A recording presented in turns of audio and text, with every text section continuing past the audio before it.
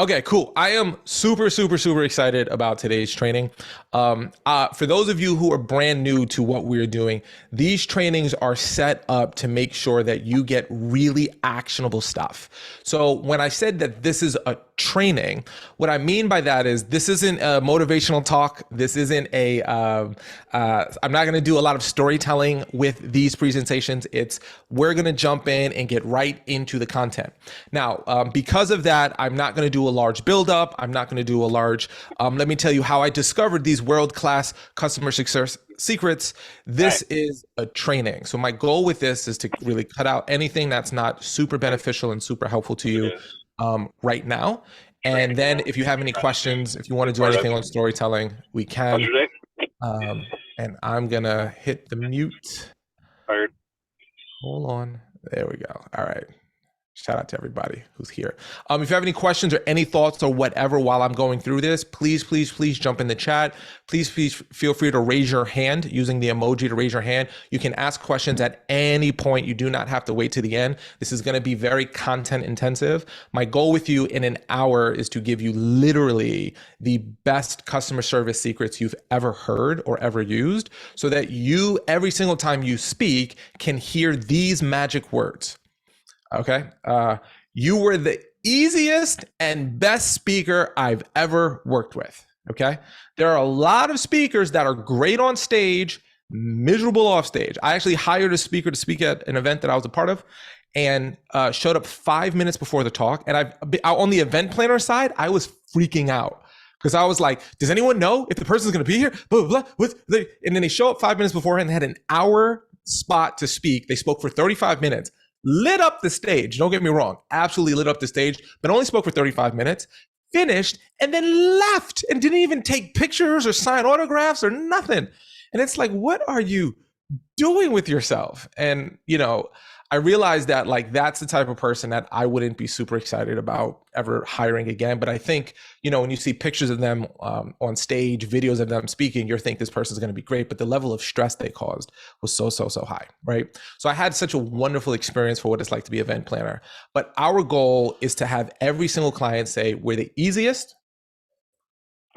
and best speaker we ever worked with. So let's talk about how to do that. By the way, if you like taking notes, by all means, take notes. I will give you access to everything that we're covering here today, including all the links, all of the slides. You're going to get access to everything as pro members. Please do not share this with anyone. This is for sure high secret, this is in the family. So please don't post this publicly. Please don't do trainings using this content. This is for you. Very, very important because this is super secret, behind the curtain ninja stuff. And I'm only doing this with y'all. Okay. So I just want to make sure we say that. Let's jump in. How do you create a great first impression? Fast response. Now, this is going to seem so basic, but I cannot stress to you how many clients tell me that when they fill out a form on my company's website, we are the quickest speakers to get back to them. We are the quickest, right? And that's very important to us. You will be surprised, and maybe you've done this, and maybe you don't want to admit it, maybe you will admit it, that someone has reached out to you, and the excitement of them reaching out to you immediately turns to anxiety because you're like, I'm not sure exactly what to say or what to do. So maybe you go, let me get my thoughts together, and I'll reach out to them when I have my thoughts together or when I'm not traveling. And then it's a day, 2 days, 3 days, 4 days, 5 days before you actually reach out. It's the worst feeling in the world for the client when they express interest. One of the things that we'd like to do is we have triggers set up so that I get an email and my event planner and my coordinator gets an email that a new person has filled out a form on our website. As soon as they fill out the form, immediately they get a message that says, thank you. It's not automated. It's a real message. It's like, thank you so much for reaching out. If we can respond right then and there, we respond right away. If we can't respond right away, the first message is, we are so excited to hear about your event at X. Thank you so much. We pull something from what they submitted in their form. So you're, an association that has these kinds of people. We're so excited to talk to you. Here is a link to our calendar, or we can give you a call at a time that's best for you. So it's like a very simple email that we send out, but we do that right away, right away, because we want people to go, wow, this is a real message. It's not automated. So it's not one of those, hey, thanks so much for reaching out. But the quicker and faster you can respond to the initial outreach, and the quicker and faster you can respond to your client's needs, even if it's just to say, hey, I'm going to get back to this after I land from my plane or after I get home, is so valuable. I definitely agree. A phone call is the way to go, right? Stephen put it in the chat. Call them. If they fill out the form and you get oh my gosh, it's the best email in the world, isn't it? No, it's the second best email in the world in our speaking business. The first best is, here is your signed contract, right? That's the first best email. The second best email is when your form gets a submission. If you can call them right away, absolutely, I recommend doing so. Absolutely recommend doing so, because people will be like, oh my gosh, I can't believe you called me so quickly. They're going to be like almost on cloud nine. So quick responses. I actually had a conversation with a speakers bureau, actually the largest speakers bureau in America. You figure out which one it is, but it's the largest speakers bureau. And they were talking about potentially repping me. And I was like, oh my gosh, it's so wonderful. Thank you so much. Tell me about how could I be a good speaker for you if this partnership worked? And she said, just please respond to us quickly. She's like, everything else, we'll figure out. Just please respond to us quickly. And what I read in between those lines is that's not common for speakers to be quick on the response. The fact that my clients say, we love working with you so much, makes me believe most people are not quick in the response. So I want to drill into you quick, fast, timely responses. Okay. All right, let's keep going. Oh, this was interesting. A study by the CMO Council found that the most significant attribute that leads to customer satisfaction is the response time to request, suggestions, and complaints. So it's such a simple, zero cost thing we can do, but one of the highest, most significant attributes to creating good customer success. Okay. Now let's go into some fun stuff. Pre-event questionnaires. Now, out of curiosity, in the chat, give me a yes if you do a pre-event questionnaire. Give me a no if you don't do one. Not right, not wrong. If you do one currently, give me a yes. If you don't do one, give me a no. Okay, so I'm getting yeses, no's, no's. Okay, so it's going yes sometimes. Okay, cool. So let me show you what is in my event questionnaire. Okay, so I'm gonna show you what I do. We send this link out to every single client that works with. So we have a flow, we have a system. I'm happy to talk about it. But typically this goes out to every single person, and this captures literally everything I could possibly need to know to guarantee that I will hit a home run. Okay. It has logistics, it has goals, it has lots of things in it. So I'm going to walk you through it so you can see what's here. I'll also give you a copy of this if anybody wants to take a look at it. So start with real basic stuff. Okay. Organization name, first and last name, title, officer, department, what's the best phone number to reach you, best email to reach you. Now, this is important. This is learned from experience, okay? Will you be present or someone else? If not, please provide their name or contact info. Meaning, will you be at the speaking engagement? Because sometimes what you'll find is that your host, the person who's doing the contract negotiation, is not gonna actually be at your event. You want to know that, because the last thing you want to do is show up at the event, call the person you've been communicating with, and they're not at the event. It has happened to me. It is very, very stressful. So if they're not going to be there, you want to know who's going to be there. Okay. Then you want to ask, will tech support be there? If so, give me their contact info. This question does two very important things.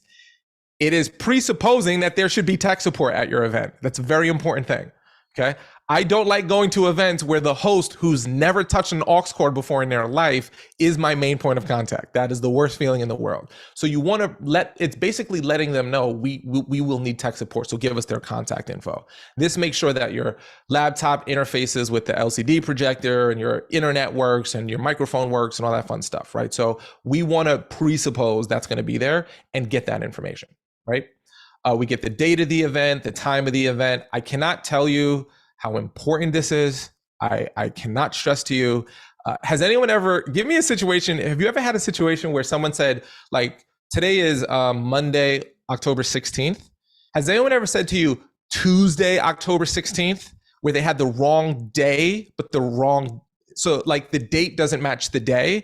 And then you're like, oh, they said October 16th, so it's October 16th, but it's actually Tuesday.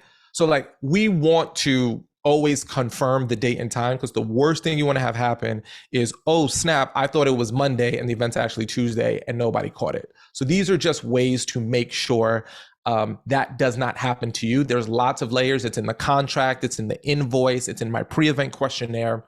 It's in all three of those places because we want to make sure there is no question we are on the right date and time. And if you've never had someone give you bad time, a bad date, you never want it to happen to you, okay?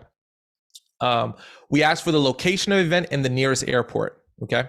The reason why we ask this question is very straightforward. I don't want to do a lot of extra digging. They know their area. I don't. So where is it located? Where's the nearest airport? So we can start figuring out flight patterns. Okay. Don't figure out what's the best airport for you to go into on your own. They'll tell you, they know it. Don't figure it out. We ask for the agenda of the day. We have programmed before our speaker. After, please provide times and descriptions so that we can get a better sense of the full day. Typically what people do is post a link in here to their agenda, but I like to know who's speaking before me. I got to know if Marley is speaking before me, so I know I really got to bring my A game in Washington because she's going to rock it. You know, I got to go above and beyond, but I want to know what the agenda looks like. Am I the opening speaker? Am I the closing speaker? Am I the middle speaker? What other topics are they talking about? I just need to get a general sense of what's happening. Then we try to guess how many people are attending the event, which is basically, am I going into a room of 500 people or a room of 10 people? Like that just helps me mentally prepare. We ask for the makeup of the audience. What are their ages? What can you tell us about their background? What challenges do they face? What has worked? What has not worked in the past? The more your audience can provide, the more you can provide your audience, the better. This is me learning all of the intel that is important to the host about the audience. Is it a lot of men? Is it a lot of women? You know, has, you know, speakers who did this in the past failed? I want to know their audience so I can better understand how to prepare for them. Are they very analytical? Are they very, you know, emotions and heart centered? Like I want to get a sense of that so I know where I might want to lean into, and knowing your audience is, you know, business 101. What's the background of the event? Is it an annual event? Is it the first time? This is really important information. The reason why I ask these specific questions is because if it's an annual event, I want to get a sense of maybe if I can come back or maybe I can refer someone. So that's one of the things I'm curious about. Is it an annual event, like a recurring thing? Is it a one-time event? Is it their first time? If it's their first time, I'm also more aware of the stress that they're under. If it's their 25th conference, I know that it's going to be great. They've already worked out all the kinks. Things are going to move really well. If it's their first time doing it, I have to go in earlier because I assume that things may not go smoothly. So this just helps me mentally prepare for business and how to best succeed. We ask for their main goals of the events, and this is really important. This helps us deliver a perfect presentation. This is the information we use to custom make our event meet your goals. We want to be the absolute best event possible. The below data will help us reach this goal. I want to know what their definition of success is and then just provide it for them. So we ask that in the pre-event. We ask that in the sales process. We reiterate that in the event questionnaire. If they say, hey, the main goals of the event is we want high energy and we want them to walk away with at least one solid idea, I know that as long as I do that, I've achieved their goals. The last thing that you want to do is give a presentation where you achieved your goal, but not the client's goal. So if your client wants a high energy event, but you came in with, I'm going to give them the best information they ever got, there's a disconnect there. So sometimes you got to dial back or dial up what's important to the host. If you know that, there's no guessing. You just give them what they want. It's really that simple. And some people might say things like, hey, we want to make sure we promote this program. We want to get more people into it. So you just tell people in your presentation, make sure to sign up for that program. Like they'll tell you and then you just do it. Sometimes you just add an additional line and they love you for it. What would you need to consider this event a success? You know, what outcomes will you use to judge success? How will you be quantifying those outcomes? I want to know if they want decrease this, increase that. Again, the more I know about their goals, the more I can tailor my message to make sure that I'm really achieving their measurable outcomes. Any message you'd like us to convey to the audience, this helps us, you know, say like, hey, we're a team, we're a family, whatever it might be. This is a really important question. If you haven't asked this question, I highly recommend it. We respect any sensitivities you might have. Are there any topics or things we should not touch with a 10-foot pole in our presentation? Occasionally there are sensitive topics that you may prefer we don't touch upon at all. You know, during political season, you know, right now there's a lot of travesties going on in the world and there's a lot of things happening. You want to be aware of it. I've had people say things like, oh, we just had a employee commit suicide. Please don't talk about suicide. it's just too sensitive, right? So I want to know if there's anything I might say nonchalantly to me that might send sirens off in their minds. Many times people say nothing, but if there is something, you don't want to touch it. Anything else we should know? Catch-all question. We ask for their mailing address. This allows us to send them gifts and things in the mail. And then we want to know who's presenting us so we can get them the intro. So this is everything that we need on one link to give the absolute best presentation we possibly can. So I encourage you, if you don't do a pre-event questionnaire, do that. I'm going to get to gifts in a second, Steve, so I got your back. So if you haven't done a pre-event questionnaire, do one. If you don't want to use all of the questions that I did, that's totally up to you. It's your business. These are all of the things that if I know, I pretty much have a crystal ball into what my clients' goals are. I send this pre-event questionnaire out after we receive the signed contract. So part of our sequence is once we receive the signed contract, I'll show you some other things that we give to our client, but this is part of the congratulations. Thanks so much for working with us. Here's what your next step is. Fill this out, right?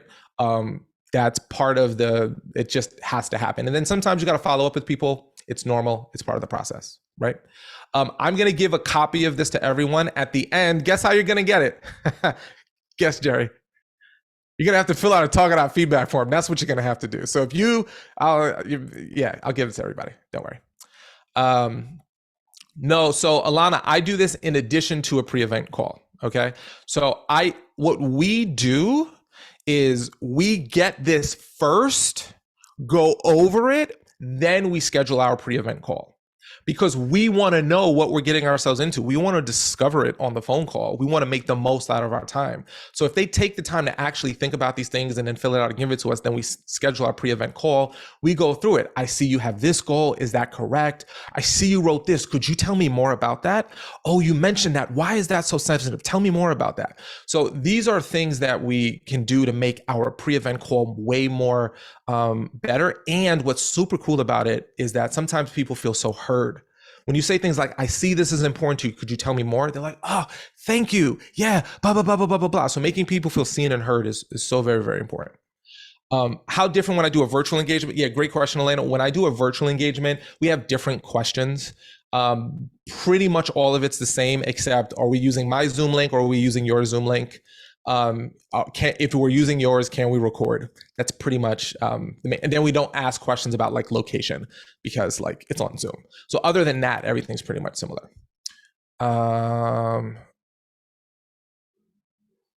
Yes. Oh, you got to leave early, Celeste. Maybe I shouldn't give it to you, Celeste. Maybe I should be like, no, Celeste, I'm not giving it. No, I'm playing. I'll get it to you. I just gotta get it. I gotta pull up the link. Okay. Now, once we get these answers, okay, we turn them into an event packet. This is very important. I don't think nearly enough people do this. So I'm going to show you what an event packet looks like, okay? So our event packet is a PDF document that we take all of their answers and we put it into a document that we send to them. Now, you know, the first page is just like your logo, the name of your organization, the event packet, the name of the client, the full date, right? Table of contents, it's got my travel info, the event info, the presentation goals, and my introduction, right? So it's like a 6-page document. So the first page, it's got my name on the left and my contact info on the left, and it's got my client's contact information on the right. I'm gonna give you access to this template if you'd like it. I want to know as a speaker, who do I need to call and who do I need to email if something goes wrong? Where do I go to find it? I go to my event packet. I want my client, if they ever need to find my cell phone, my email, and they're not sure where to go to the event packet, right? We give them our travel info. If I'm flying in, this has my flight details here. If I'm driving in, it has the time roughly I should be arriving. Right? The reason why I have my travel information is every single one of your clients is freaking out every single time they have a speaker that their flight is going to get canceled and the speaker won't tell them. If I give them my flight information, they can go to flighttracker.com and keep track of me if they so want to, but it makes them so less stressed. A lot of my clients will track my flights for me, right? Which is wonderful. Car rental information, I only put this information in my event packet. I don't put it in my host event packet. So we actually do 2 event packets. One event packet is for me and one event packet is for my client. I put my car rental information in the packet just so I know exactly which car rental I need to go to. This packet basically allows me not to think when it's the day of the event. I don't include the car rental information for the client because they don't care what car I'm driving to get there. Then we have the event information here, right? So the event date and time, the event venue. They gave me their parking info, so I throw that parking info in there, and then the time that I'm arriving, right? So again, all of this is in the packet for them, the estimated size of the audience. We throw in the schedule and when I'm speaking. Then we have the answers to their questions. If I Uber, I don't give them my Uber information. The car information is for me. If I'm taking an Uber under the car section, I'll just put Aurel will take an Uber or Lyft to and from the event. That's it. If I'm getting reimbursed, I just, say like, I'll give you the receipts. So that's in the contract. That's not really in the event. Like if they're reimbursing for travel, that goes in the contract, not in this document. This document is just for logistics and planning purposes.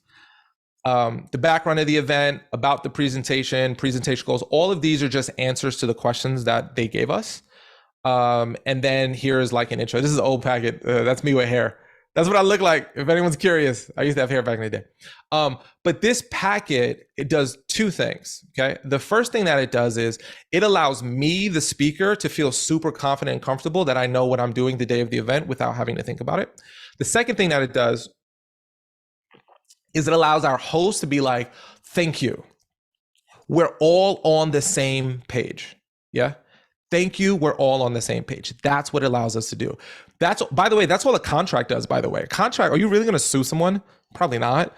But what a contract says is, I'm gonna show up on this time, you're gonna show up on this time, you're gonna give me this, I'm gonna give you that. Do we agree upon it? Yes, we agree upon it, we move on. So this event packet is like that. I want everyone to have my travel so there's no questions. And if I achieve my goals, if a client comes up to me and says, why did you talk about that topic? That wasn't what we wanted. I'm gonna be like, did you look at the event packet? Now I have a document, because this has happened to me once, many, many years ago, where I got booked to do a presentation and I did the one that I was under the impression I was supposed to do. And my client was like, that's not the content we wanted you to cover. And I was like, what? So there was a miscommunication there. It only happened once and never ever happened again. So the event packet allows them to know my flight. They feel so comfortable. My clients print these out and have them on hand. I see them in their like portfolio. They share this with the other committee. So I am the one speaker. Maybe other people do this, but I don't think enough people do this. I'm the one speaker where they're not worried about me. They know I'm going to show up. I'm going to be there. So that's the event packet. Real easy, real simple. My assistant does this. I don't fill this stuff out. So it could feel laborious for sure.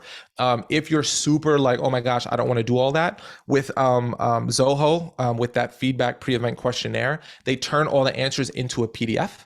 And you can just send that PDF to people if you wanted to, if you didn't have like an assistant to create this. We're going to give the templates and documents at the end to everybody. So I have my assistant do that. So again, you can just turn your answers into PDFs and give it to them. It's just so people know what's going on, and at least bare minimum forward them your flight info. But I recommend turning it into an event packet. Okay. Now this is where it gets fun. I ask for my whole cell phone number in that pre-event questionnaire. And when I have a phone call with them, my pre-event phone call, I say, is it okay if I text you to let you know I've got on my plane and I've arrived so you don't have to worry about it? This is so important, and not enough people do this. Why should you do this? So that you can create a text relationship with your client. When I get on my plane, I text my client, hey, Joseph, I just got on my plane. I'm so excited to see you. I'll let you know when I land. When I land, hey, Joseph, I just landed. Thanks so much. I'm super excited for the event. Now they can be relieved. They're not worried that you didn't catch your flight, you're not showing up, because that's what your client is most afraid of. You're not going to show up. And it happens, okay? So by doing that, I now create exactly, John, flights change as well, right? So if they're like, if you text them, hey, I've had this happen, flights have been delayed or canceled. I do not text them until I've solved the problem. I don't text them, hey, my flight's delayed, I'm working it out, I'll let you know. Now you've just created stress for them that they don't need to have. After I've got the delay, I figure it out. And then I say, hey, just so you know, my flight's delayed, but don't worry, I've already worked it out. I'm getting in at this time. I'll see you then, right? You've got to give them a stress-free experience. So I text them. But now that I've texted them, Now, guess what I'm doing? I'm maintaining that text relationship. Super excited about I text them the morning of also before I go to the event. If it's a really early morning when I wake up, can't wait for the event today. I'll see you soon. That's just a text to let them know I'm up, I'm on my way. You've got nothing to worry about. I'll see you at 11:30. I'll see you at 9:30. I'll see you at 8:30. Super excited for the event. If it's a 3-day event and I'm speaking on day 3, how's the first 2 days going? I'll see you in a little bit. I'm on my way. It's just to let them know I am coming. It relieves their stress. It makes them so, honestly, stress-free is the best word I can think of, right?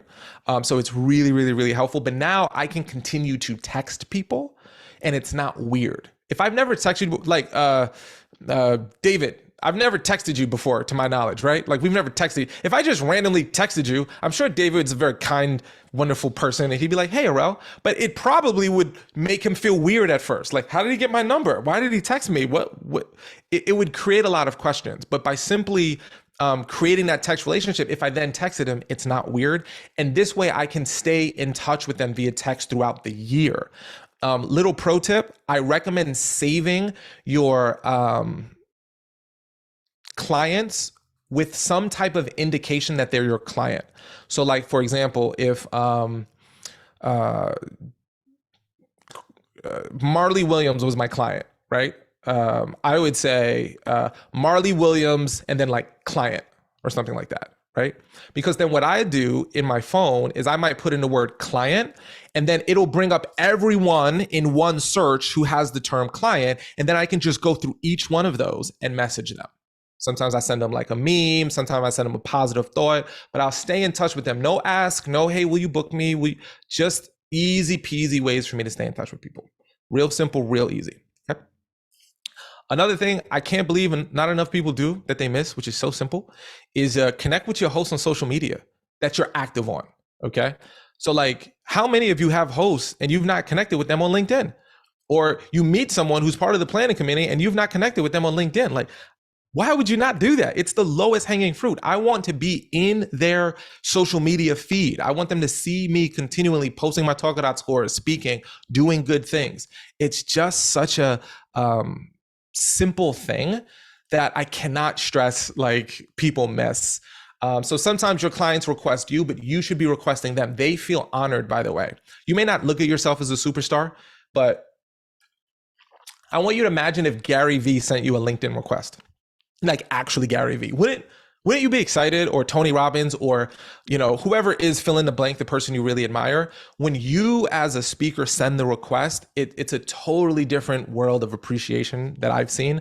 I've had so many of my clients say, "I can't believe you connected with me. I'm so honored. Thank you." And I'm like, "What are you talking about? Like we're cool, we're good." But I always forget how people see us is not necessarily how we see ourselves, right? So connect with your host on social media. Okay. This is a real simple thing that I do that I think is magic. Stephen earlier asked, like, what kind of gifts do you send people? At every single one of your events, you should be taking a picture with your clients, okay? This is something that I did with one of my clients. This is me in a picture frame with them right here. We did like a funny pose. I then mail that picture to my host, and I typically include a note and a gift. The easiest gift is a shareable gift basket. Sometimes I might do something custom. This was a custom gift that I gave to my client, which was a popcorn maker with popcorn kernels in it. And I said something to the effect of like, thanks for allowing me to get it popping. I hope I could pop in sometime soon in the future. I hope you think this gift isn't too corny. I do like wordplay with it to like go deep down it. Now, obviously it takes time and energy to buy stuff like this. So the easiest thing that we do is just buy a gift basket and ship it. $50 is probably the minimum that I would go to get a decent gift basket. And we send the gift basket to the client, and then we send the picture and the card separately. If we can send the picture and the card with the gift, we do that.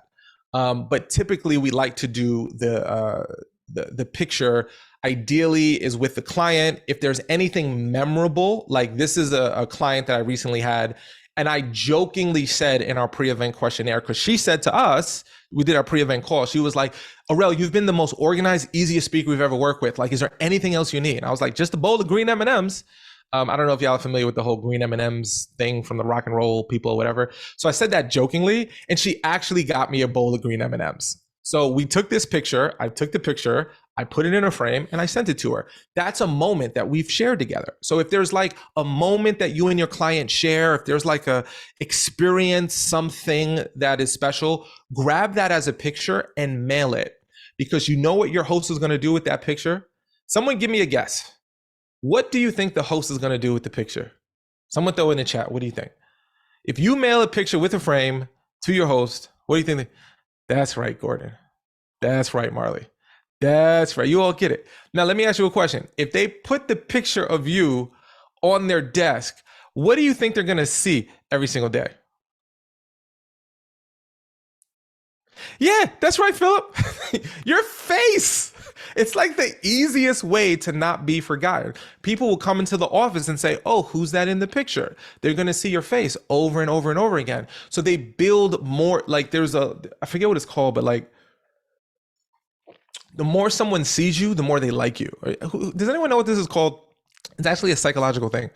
I can't remember the name of it. I can't remember. Anyway, basically there's this thing that says, like, for example, let's take I don't know, Anne, okay, or Patty Hendrick. Let's take Patty because Patty's amazing, right? So Patty and I are not like best friends from 25 years ago. We don't know each other from like back in the day, but we met now. If Patty started showing up in my newsfeed all the time, and I liked the stuff that Patty was doing, and then I started showing up in her newsfeed all the time, and she like, we would instantly like each other more. Not because we've changed in any way, but simply because we have more exposure to one another.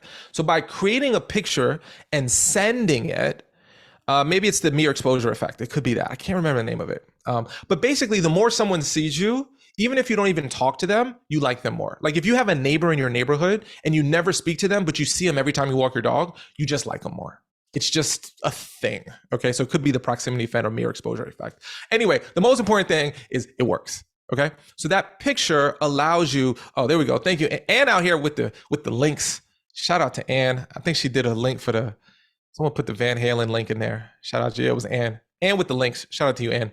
But do that. We are real simple. We take pictures and then get them printed at like a drugstore. Like we don't do anything special. So we print them at a drugstore. We buy like a inexpensive frame at that same drugstore.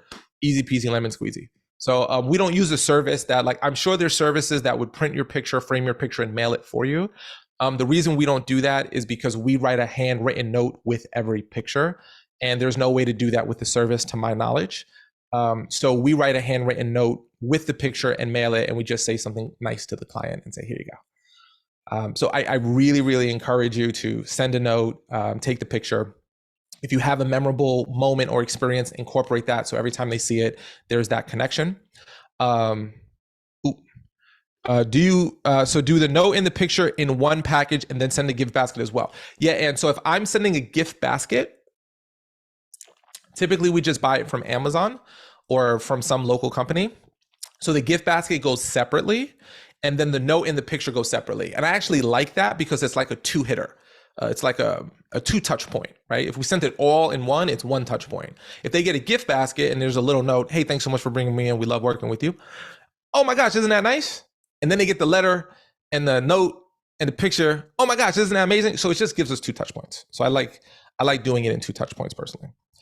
If we are doing something personalized, then we just do it in one package to just honestly just save on shipping. Like if I'm being transparent, like if I'm having it shipped from Amazon, it's like Amazon Prime, so it's free shipping. So like no shipping costs. But if I'm mailing it, I just like to do one shipping. Okay, cool. Next thing, if you don't have a link that has all of your logistics in one place, you're making your life way more difficult than it needs to be. Dr. Lulu, do I do the picture for paid speaking engagements only? Typically, yes. Typically, yes. If it's a free speaking engagement, like if it's a strategic, maybe I do the picture. If I'm just like donating my time and energy, maybe I may not do the picture. But typically, well, okay, let me take that back. We'll do the picture, but not the gift basket. I can't think of a time, like I would be more lenient to not do the picture if it was free. but typically we just have it built in that I do the picture, I send the picture. The gift basket though is only paid personally. Okay, so this is a link that has all of our logistics in one place. Anything that a client would need from us, we have it in one special backlink. Now, what is in this backlink? It's got our W-9, okay? So we upload it as a W-9, as a PDF, so they can download our PDF. We have our keynote intro, so what they need to intro us, if they need to print it, we have it in one place in our bio. We've got our tech needs, right? So everyone has different tech needs. Ours are really simple. We just basically need a microphone, a projector, and ideally, if you can put your seats in a way that's organized so that it's not rows, we kind of like more of a like chevron effect. Like sometimes they can, sometimes they can't. And a clicker, like it's real simple, real easy. But we give them that so they can print it and give it to their AV tech team. We have different photos. We have web photos, print photos, and we have different size photos, all high quality. And we have a template flyer for web and for printing. This is all on one page, okay? They can simply click on it, download it, and they got everything they need. The reason why this link is so important is because if you share this with your host, these are all things your host is gonna need anyway. Your host is gonna need your W-9 if you wanna get a check. Your host is going to need your bio so they can promote you. They're going to need your headshots for promotional reasons. They're going to need a flyer if that's something that they need. Sometimes they do, sometimes they don't. They're going to need the tech. These are all things that all of these would be 5 or 6 individual emails that creates 5 or 6 pieces of work for your host to do. If I do this in one link, easy peasy done. Right? If you've got liability insurance and you want to put that in there, that's 100% a good thing. We don't send our insurance form unless people ask for it personally. So we have a general liability insurance.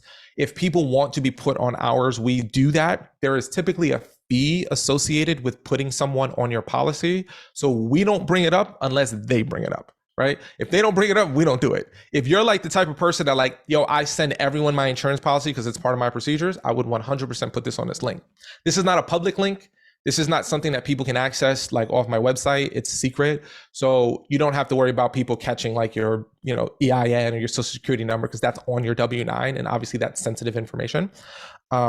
Flyers are like posters. It's like an image, like a PDF that they can print or use to promote my speaking engagement. So it's got generic information about me, generic information, and then they can add the date, location, and time of it in this little white box right here. So this is the part that they can type in and put their date, their time, their location, but everything else is basically just information about me. So if they wanted to put it out, they can. If they have their own, great. This is just helpful to them. It's not, I don't force anyone to use my flyer in any shape, form, or fashion. I just give it to them in case it makes their life easier. If they've got their own production team, like, yo, by all means, go out there and have fun with it. This is just like, in case I make your life a little bit easier, I want you to know we've thought about you. That's all, right? The flyer is in JPEG and PDF. So when they click on this, it goes to a Dropbox link. When they click on my images, it goes to a Dropbox link. And the Dropbox link has my flyer in PDF, in JPEG, and a high quality version for printing and a low quality version for web so that their website could load fast. So that's all there and they're all labeled. Like this is for print, this is PDF, this is for web, this is a JPEG, right? Real easy. It is a secret link on my website. The only reason why I'm not sharing this link with y'all is because it's got like EIN numbers and stuff like that on it that's like sensitive, and I trust all of you, but also like I'm not an idiot, so I'm not going to give everyone my thing. But this is exactly what what it looks like. It's just a web page with a PDF image. It's a secret link. So like no one can go to it from my browser or something. I have to give you this link for you to be able to access it. But it just literally is super simple, real easy. You could add a video to this page if you wanted to. If there's any other information that you think would be valuable to your host to have, I put it in one page. So I send them one link and they can just refer back to it. Or if they're like, oh, could you send me an image? I don't have to like run around and like find an image on my computer. Maybe I'm on my phone and I don't have the image easily on my phone. And I'm like, ugh, I don't want to like dig through my phone to find the image to send them. I just have this link and I can just send them the link. So if I'm on my phone, I can say, here's everything you need in one place. Let me know if you need anything else. And if anyone ever asks for something else, I might put it on this page. So it's all in one simple, easy place. I give everyone who's paying me a W-9. If they're not paying me, I don't give them a W-9. But if they're paying me, I 100% give them a W-9. Yeah, so the tech writer, I could pull up. Let me see if I can pull up my tech writer. Hold on. Let me pull it up. It's very simple, but also I understand it's easy to see it more easily. Let me pull up my tech writer. Hold on.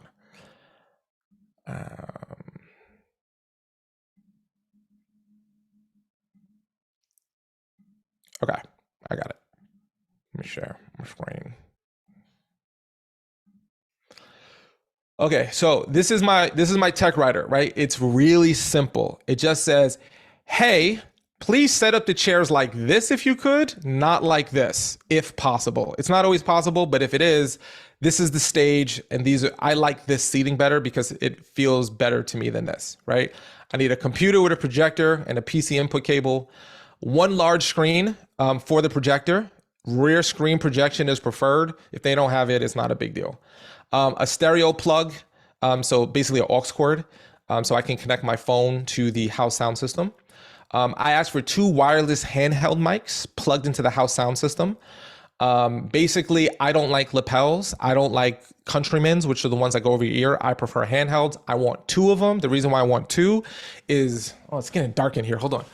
The reason, hold on. I don't like how dark it's getting. It's throwing me over. Turn on my light here. Okay.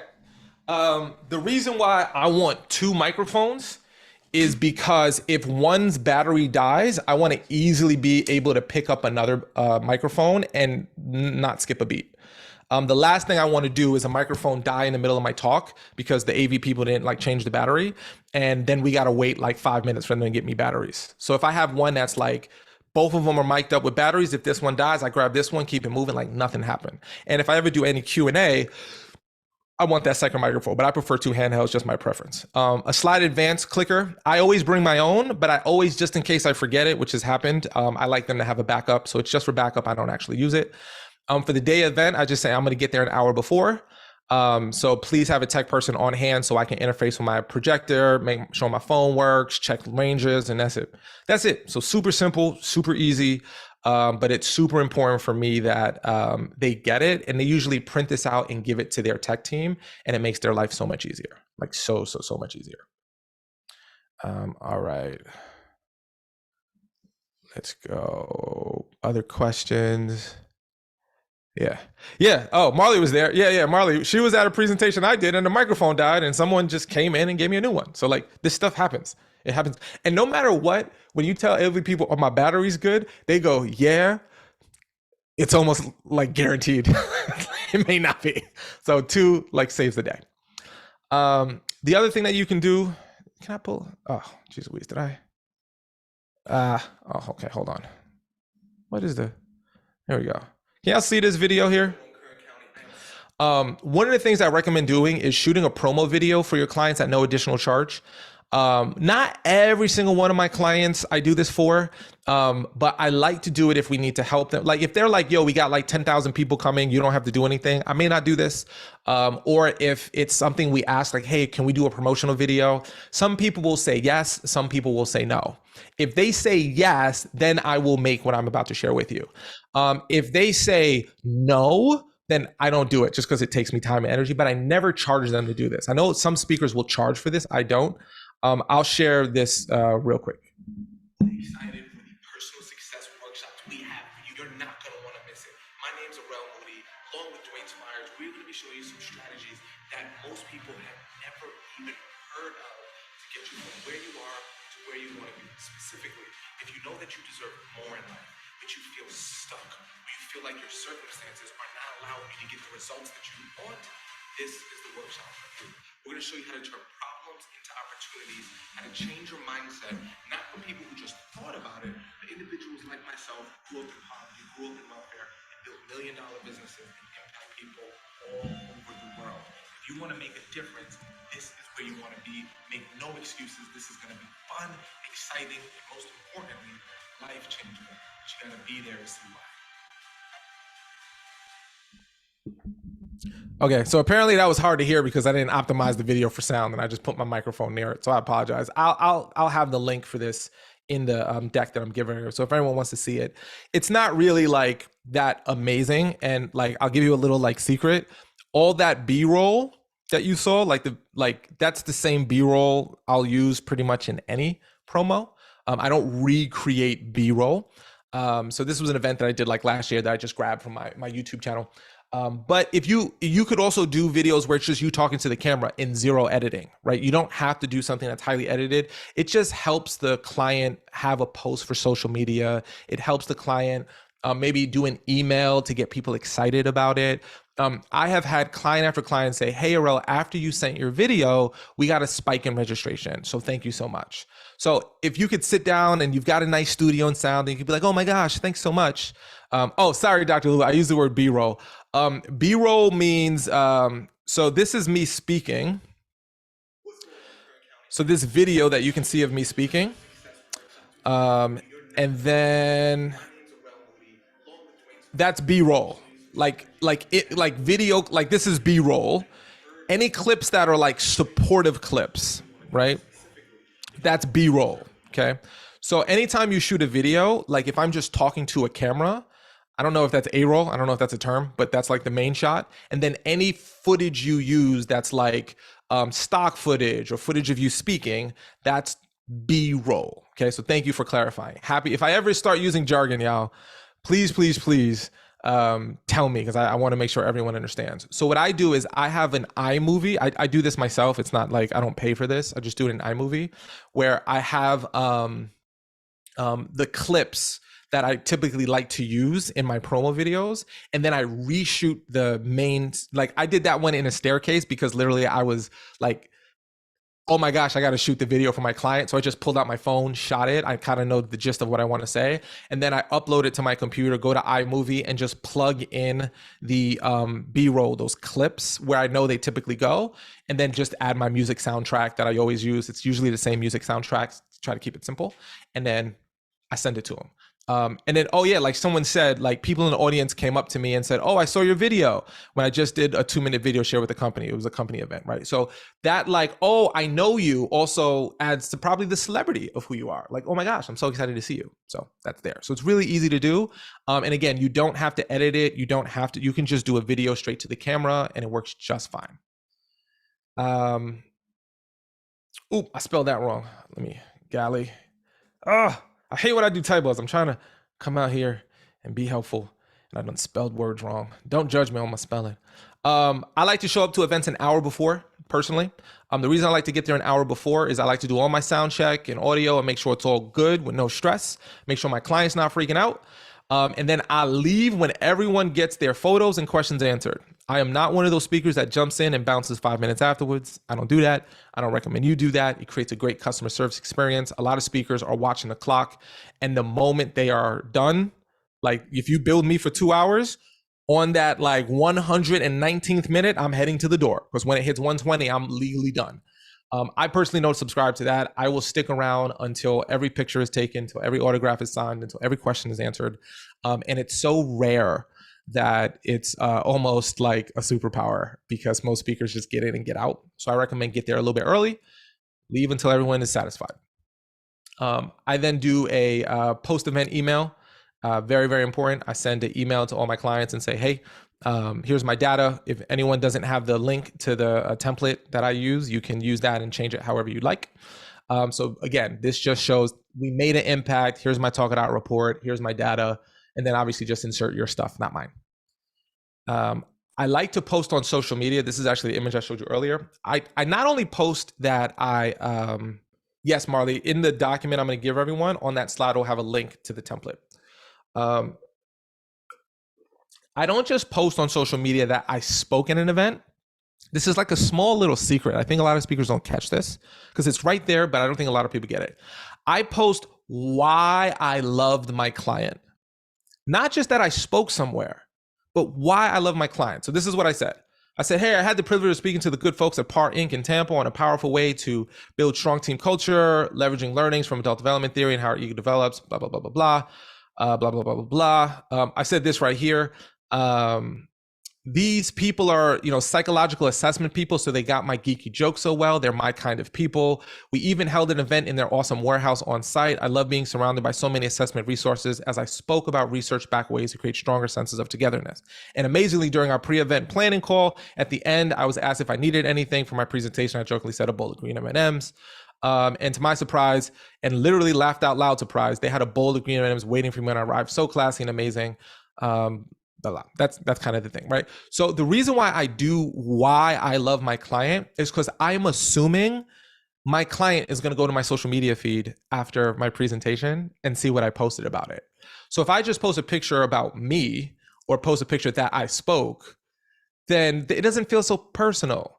When I do it this way, like, here's why they're amazing, it creates a warm and fuzzy. And I'm that kind of person. So it's like, I truly mean it. So talk about something about your client that you love, something about why they're so special and why they're so amazing.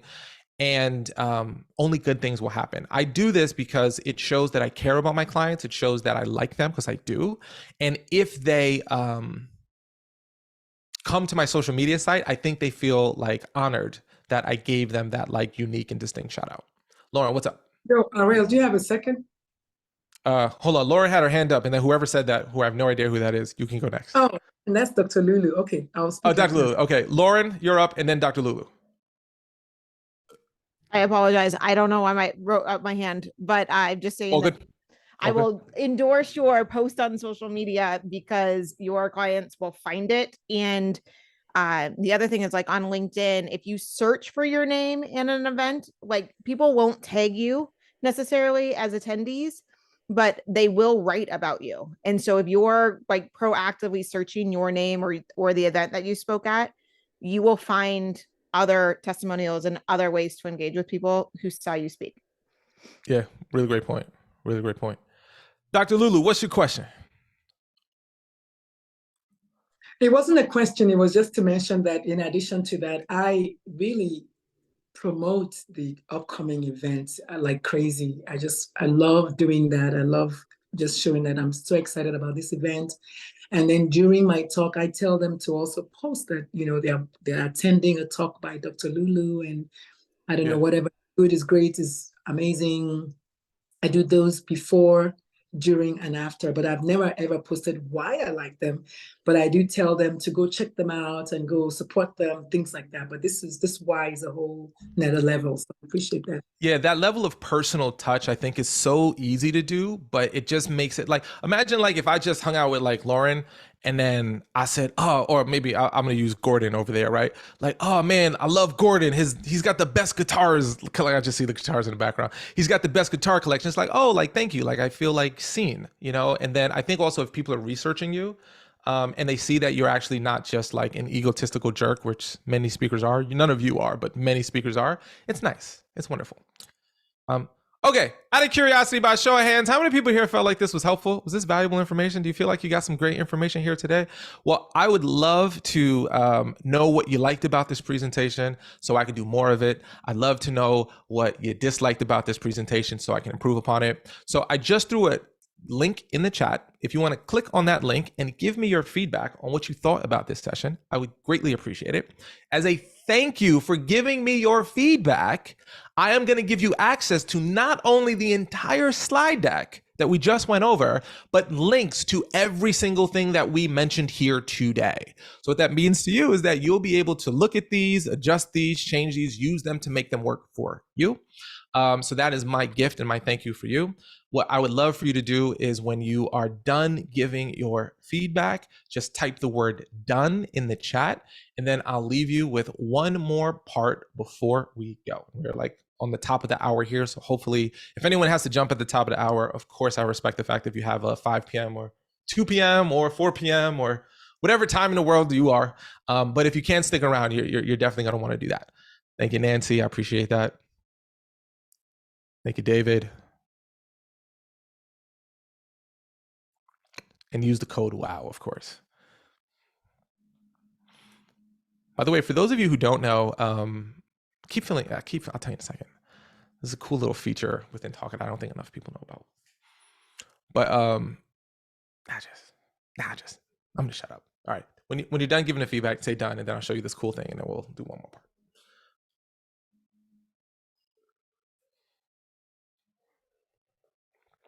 Thank you, Tim. Thank you, Dr. Brown. Thank you, Kelly.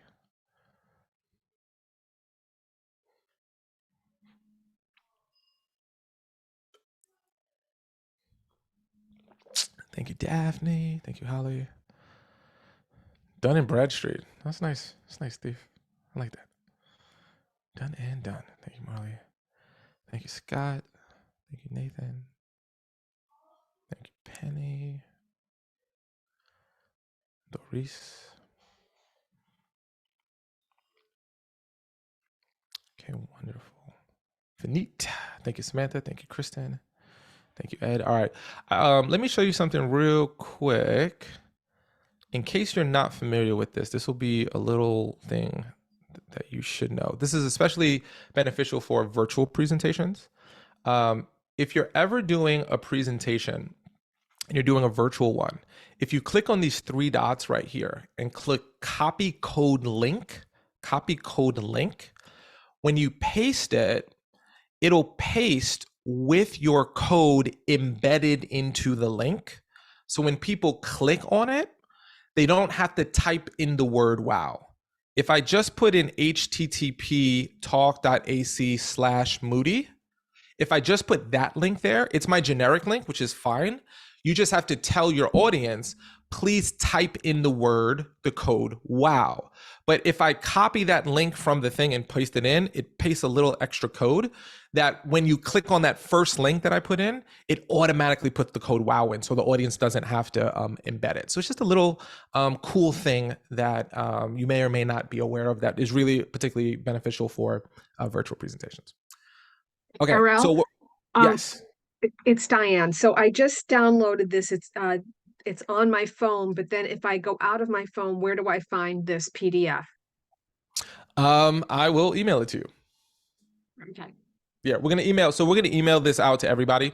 So if you fill out the survey, which I assume you did because you downloaded it, we're gonna send an email out to everybody here and say, here's access to the link as well. So you will get that link as well, but it's on your phone. All right, but and you'll get the email. What I'm saying, it's on my phone. So how do I know how to save it? Like, where would I save it? You, Diane, just forward it to yourself via email. Forward it to your email. Okay. Thank you. Oh, like where does it save on your phone? Yes. Oh, what kind of phone do you have? That's a phone specific question. iPhone. Okay, who knows? Because I have she can just forward it to herself. Yeah, just forward it to your email. I got a Samsung. I don't know, these are good. These are Apple related questions. Nancy just answered it and said she just can forward it to her own self from her phone. She can send it via email from her phone. Awesome. Thank you. Awesome. I'm doing that now. Yeah, and then you can like write like maybe a note to yourself in that email so you can easily find it. Or I like to put in weird words so that I know I could find it real easy. Cool. So what I'd love to do, I know obviously we're over on our actual like top of the hour. So if anyone has to run, of course I respect that. But for those of you who want to hang around for a little bit, I'd love to hear what are some of your best customer service experiences? What are some things that you're doing that wasn't covered here today that really goes the extra mile? You know, I love the phrase, there's not a lot of traffic in the extra mile. So I'd love to hear from you. If you've got something that works well and you'd love to share it, please raise your hand. You can use the reaction tool right here and raise your hand. And then I'd love to hear some of the cool things that you're doing, because I'm sure so many of you are so much smarter than I, and I'd love to hear it. So let's start with Jasmine. Jasmine, what you got? We started this summer simply sending a handwritten thank you note when the contract is signed, just saying, you know, I'm looking forward to speaking, thank you for partnering. But just that little touch, I think people appreciate that snail mail. Yeah, I mean, and I don't do that. I think that's actually really smart. So a handwritten like right after the contract was signed, right? Because the contract might get signed 6 months before the actual event is delivered. So that little touch point. Thank you, Jasmine. That's wonderful. I love it. All On right. personal stationery. On personal stationery. Fancy My name word. on branded. Branded. All right, love it. Love it. Nancy, what you got, Nancy? I got you next, Gordon. Okay. Nancy, whatever you're saying, no one is hearing except you. Okay. When you're doing your presentation, you're talking, if it's any kind of, there's interaction with the audience, you pick up things, you learn things, right? So what I try to do is in the few days after, I write to the host and I share a couple of nuggets and I say, this would be a great topic for another talk. And I try to sort of start building the connective tissue for the next engagement. I like that. Very cool. Thank you, Nancy. See, look at all these super smart people. I'm so glad y'all are here. Gordon Stein. Yeah, I do a pre-survey of the audience, which is just fantastic. The clients love it. They see it as a huge value-added piece. I use the survey tool in Zoho, same thing you're using, Rel. But the content you get from the audience is fantastic. And I'll sometimes use that in a slide as well. Say, hey, here's what you were thinking about this thing. But it also informs me, because sometimes I think the audience is over here and I read their content of their survey and say, wow, I actually got to be over here. I'll give you an example of that, but it just really can you throw informs. any questions in the chat that you might ask in your pre-event questionnaire that you think might be interesting for us to know about? Sure. I mean, mine's specific to my talks on financial wellness. But just as a quick example, I did one to a group of 100 hairstylists, and I figured they'd want to know about getting out of debt and, managing their credit card balances. Turns out they were very high-end stylists, so making about $130,000, $140,000 a year. They wanted to hear about investing. I would have completely gone in the wrong direction on my talk. So this is a perfect example. You would have went in direction of like, here's how you get out of debt. And they're like, this guy sucks. And you're like, no, I could talk about that. I just didn't know. So like, that's why pre-event is so valuable, to make sure you're not like running east and looking for a sunset. But this is from the audience. This isn't I love that part. survey you did. So Yeah. I like yours. I'm going to add yours. I'm just suggesting people might want to consider mine. So no, I think that's great, dude. I actually love that. Audience. Thank you. Appreciate you, Gordon. Yep. Uses the left and right side of his brain. Money and music. Shout out to you, man. Samantha Irwin. Hey, thank you for your generous gifting of all this information. It's so fun. Thank you so much. And one of the things workshop that I do is based on these two books, The Work Happy by Joe Geisler, favorite word, boss hole, from that book, and also The 5 Languages of Appreciation. So I send them not nearly how robustly you do it, but I will be incorporating that. But I send them specific questions based on that workshop that give me how they like to feel appreciated. So, and I'm really specific, because some people like public accolades, some people don't. Some people, love chocolate, but like what kind? Dark, light, milk, nuts, none? Are you allergic? I don't know. So it dives in just a little bit of those specific things to give me, like, are you a coffee drinker? Or are you not? Are you a wine drinker? Are you like recovering? I don't know. So that's how what are you're capturing that in a pre-event process? Yeah. Got it. So how do you ask them? Is it a form? Is it like just talking to them? It's a form. Got it. Very cool. So you say like, what are some of your favorite treats kind of thing? Yeah, I have it. I have some specifics, and I have a little chart that asks them, like, they choose, because sometimes it's hard for people to realize, like, well, how do I like to feel appreciated? And so I have a little, they highlight these words on it, or these, I like this, or I like that, or I don't like this. Sometimes that gives me information as well, like what they don't like. But yeah, it's just it's an easy form for them to fill out. And I must say, a lot of the times it's like pulling teeth. People don't want to be specific. They're like, oh, I like coffee, or I like this, but yeah. If anyone's curious, I like a nice peaty scotch. If anyone is ever in the vibe for a gift for me, just know anything that is a peaty scotch from the Highlands of Scotland will be appreciated. From Isla, I'd appreciate it. Just throwing it out there. Let the universe do what they want with it. Thank you, Samantha. I appreciate that. Kathy, what you got? So I do two things. Before the event, I do a focus group. I ask them to give me 5 people, and I ask them, what is it that you're hoping to get out of this event? And I get them to answer questions about that via whatever Zoom? they're looking for. Yeah. So Wow. then when I'm there, I can say, Carol, if it's appropriate, I'll either just say the focus group, or I'll say, Carol brought up this really good question. And so I already look like I'm friends with people in the audience of this event, which is awesome. That's really good. You are.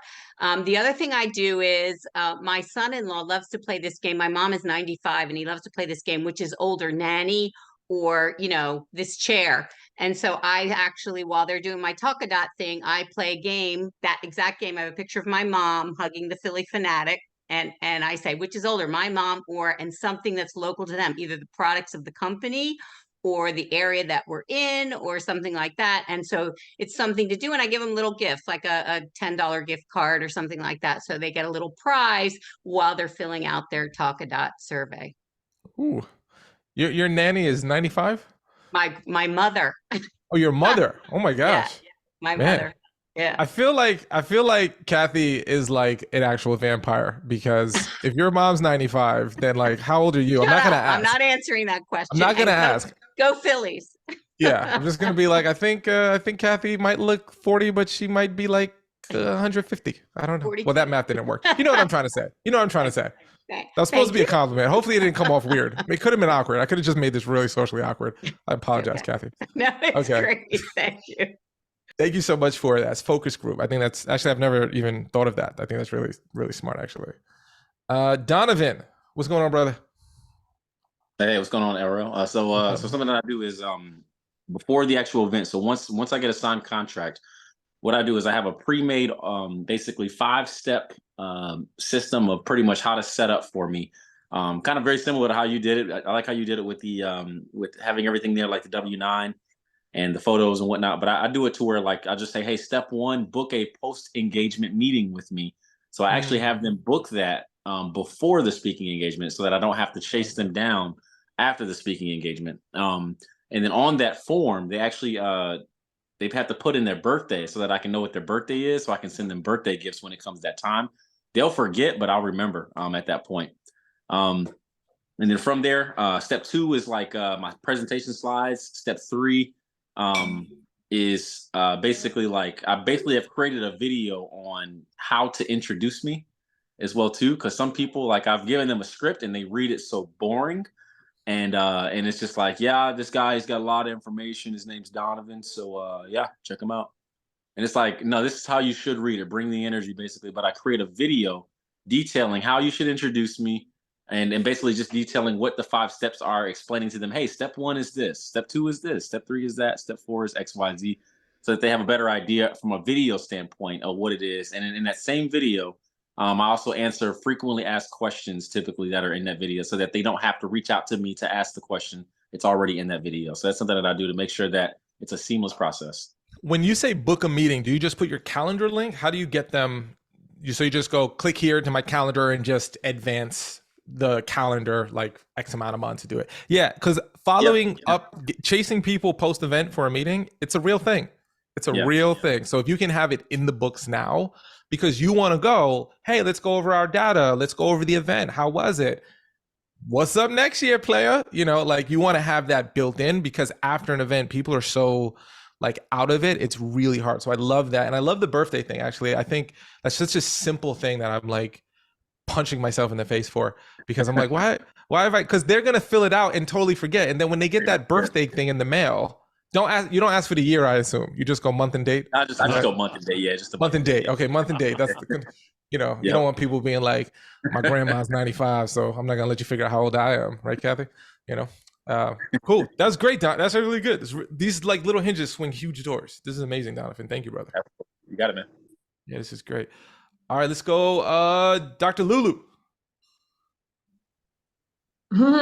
Hey again. So I do a couple of things. I attend at least the first talk before mine, but usually the first 2 talks before mine, if it's depending on obviously what the theme is, but usually I speak to parents. So I get nuggets from what the previous speaker said. They feel like, oh, I heard that talk.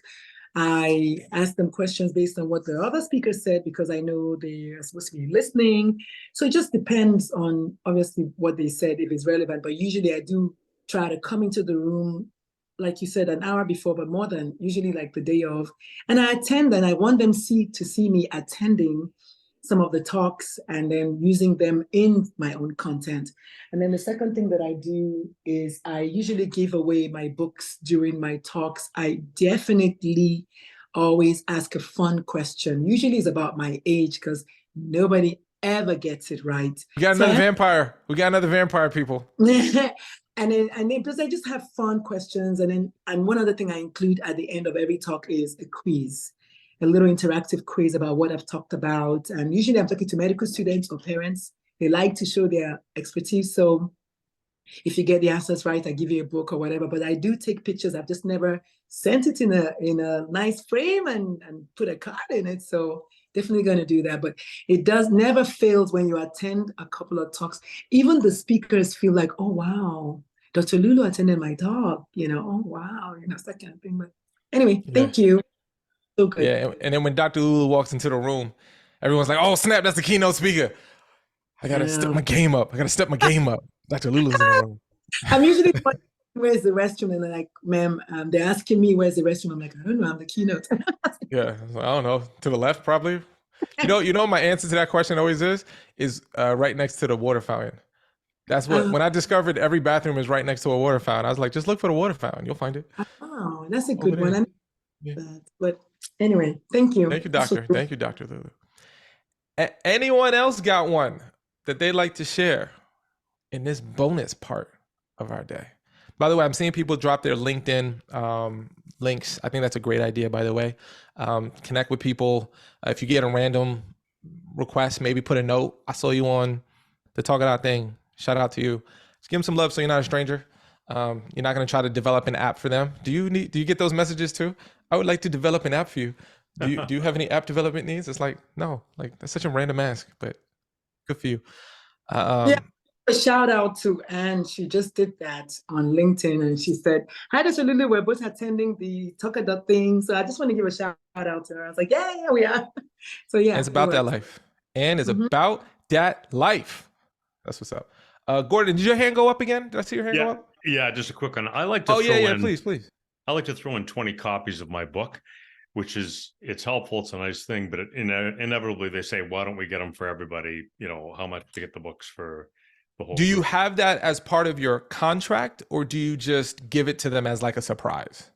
I do it as part of my contract. And when I talk to them, I'll quote the price and I'll say, I include this many number of books. Gotcha. So you'll say, hey, thanks so much. In the contract, I give you 20 complimentary. Do you give them a price break if they order, or is it retail? How do you do that? Price break if they order. And sometimes I'll do multiple breaks depending on the quantities. Yeah, I love that. I love the tiered system. My favorite thing is to go like, oh, if you get like 50, it's retail.